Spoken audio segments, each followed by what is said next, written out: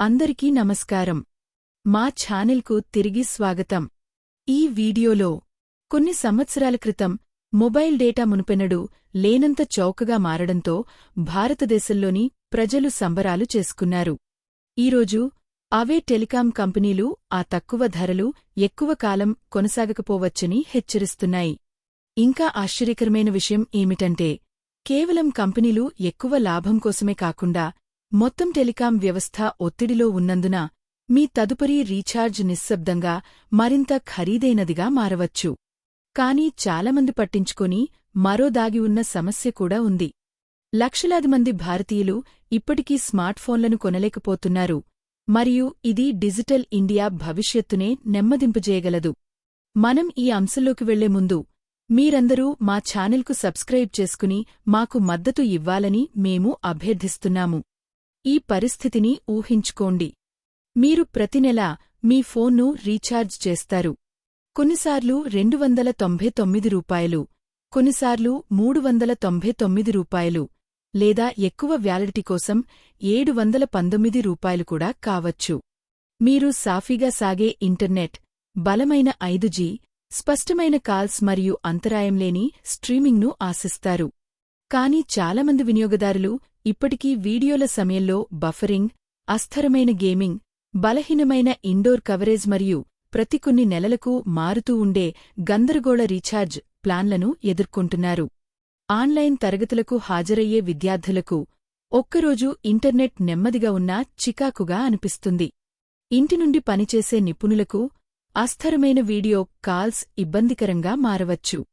ఇక ప్రతిరోజూ ఓటీటీ యాప్లు, యూట్యూబ్, డిజిటల్ చెల్లింపులు మరియు సోషల్ మీడియాపై ఆధారపడే కుటుంబాలకు ఇంటర్నెట్ ఇకపై విలాస వస్తువు కాదు, అది ఒక ప్రాథమిక అవసరంగా మారింది. ఇప్పుడు దీని గురించి జాగ్రత్తగా ఆలోచించండి. చాలామందికి వేగవంతమైన ఇంటర్నెట్, అపరిమిత డేటా మరియు మెరుగైన కవరేజ్ కావాలి. కాని అదే సమయంలో ఖరీదైన రీఛార్జ్లను ఎవరూ కోరుకోరు.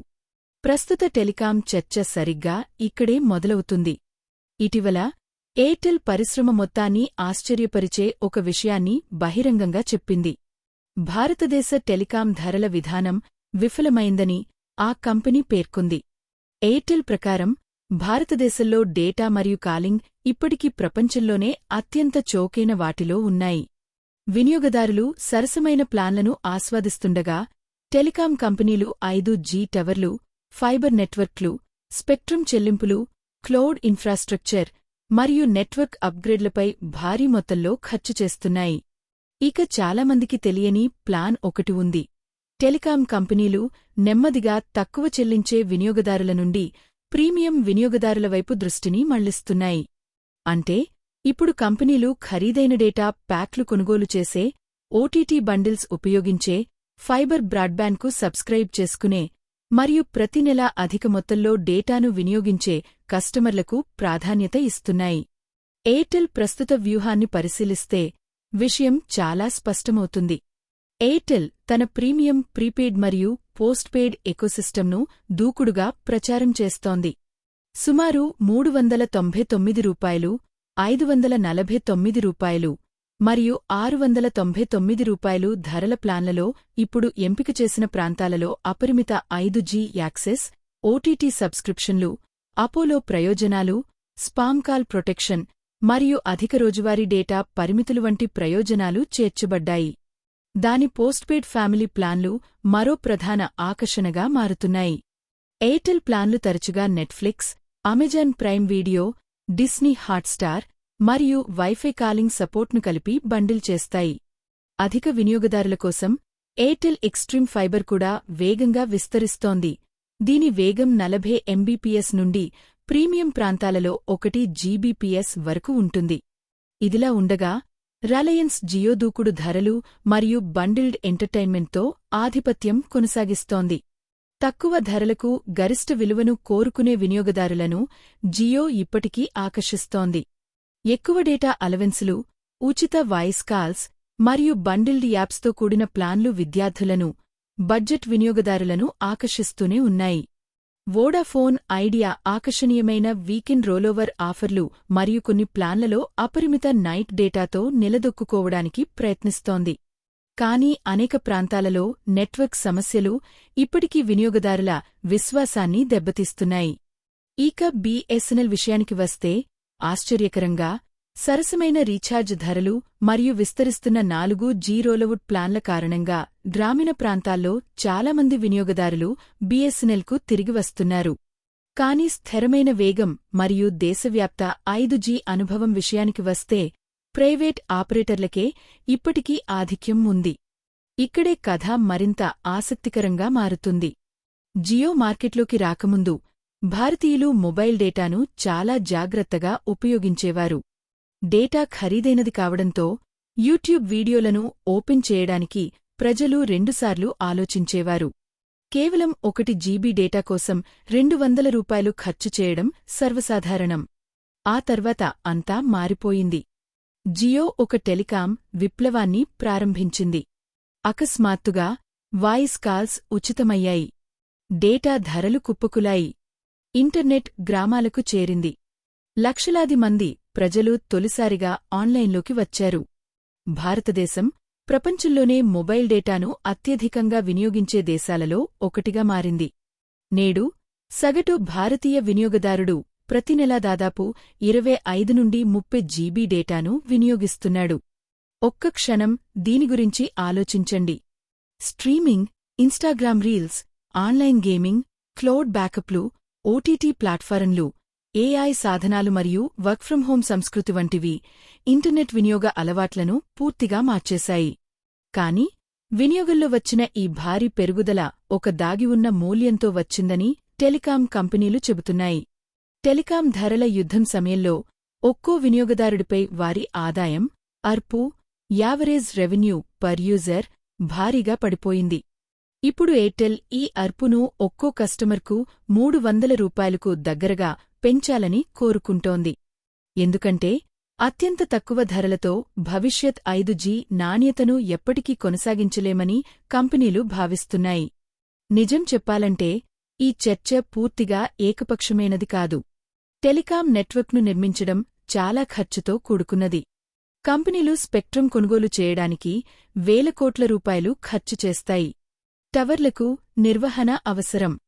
ఫైబర్ కేబుళ్లను చిన్న పట్టణాల్లోకి మరింత లోతుగా విస్తరించాలి. ఏఐ-ఆధారిత వ్యవస్థలు, క్లౌడ్ గేమింగ్ సపోర్ట్ మరియు హైడెఫినిషన్ స్ట్రీమింగ్ వంటి వాటికి ప్రతి ఏటా బలమైన మౌలిక సదుపాయాలు అవసరం అవుతున్నాయి. కాబట్టి వినియోగదారులు సరసమైన ఇంటర్నెట్ను కోరుకుంటే టెలికాం కంపెనీలు నిలకడైన లాభాలను కోరుకుంటాయి. ఇప్పుడు ఎయిర్టెల్ హైలైట్ చేసిన రెండవ సమస్య గురించి మాట్లాడుకుందాం. స్మార్ట్ఫోన్ల అందుబాటు ధర. దీనిని చాలామంది పట్టించుకోరు. కొన్ని సంవత్సరాల క్రితం మంచి స్మార్ట్ఫోన్లు ₹5,000 నుండి ₹8,000 మధ్య సులభంగా లభించేవి. ఈ రోజుల్లో కనీస స్మార్ట్ఫోన్ల ధర కూడా తరచుగా ₹10,000 నుండి ₹15,000 వరకు ఉంటోంది. తక్కువ ఆదాయం ఉన్న కుటుంబాలకు ఇది ఒక పెద్ద ఖర్చు. మరియు ఇది టెలికాం వృద్ధిని నేరుగా ప్రభావితం చేస్తుంది.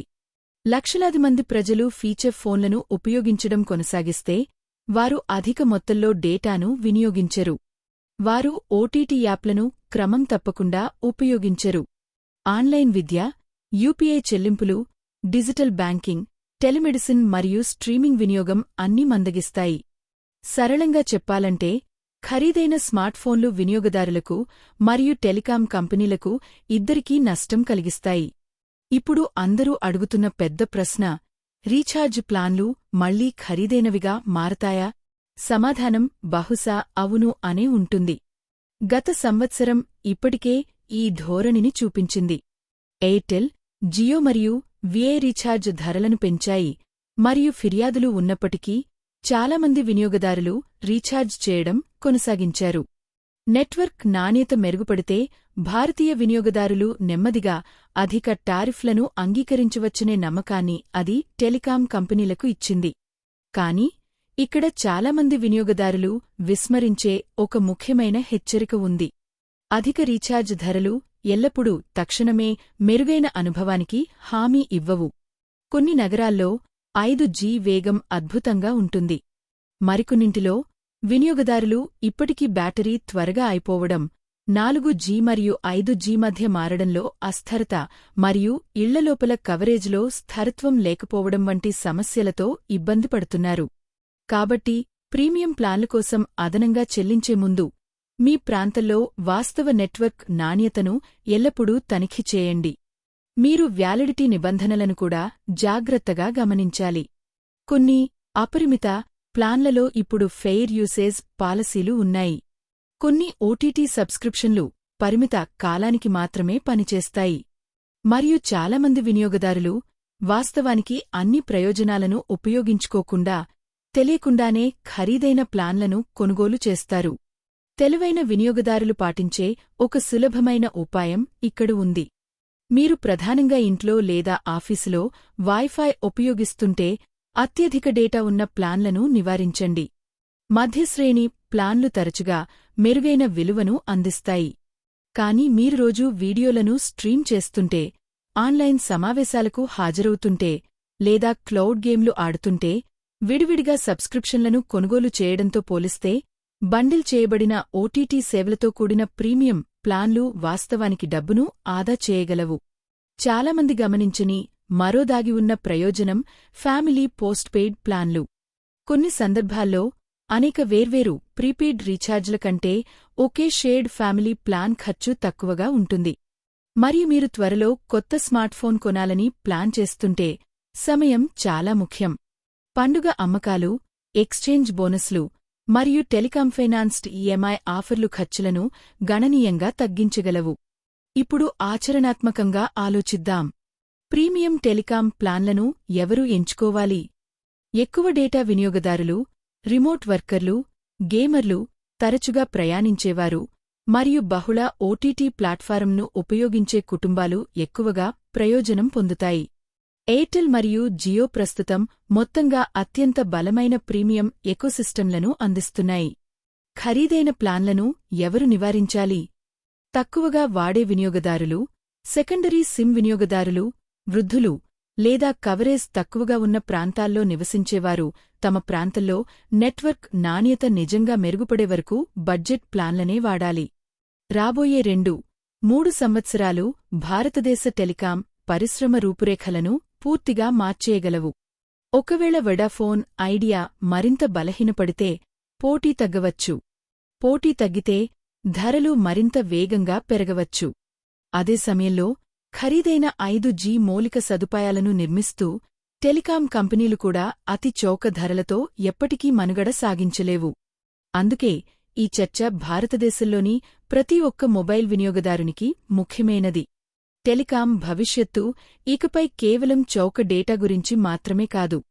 అది సమతుల్యతకు సంబంధించినది. వినియోగదారులకు అందుబాటు ధరలు, కంపెనీలకు నిలకడైన లాభాలు మరియు దేశం మొత్తానికి మెరుగైన డిజిటల్ సదుపాయం. కాబట్టి మీ తదుపరి రీఛార్జ్కు ముందు మిమ్మల్ని మీరు ఒక సాధారణ ప్రశ్న అడగండి.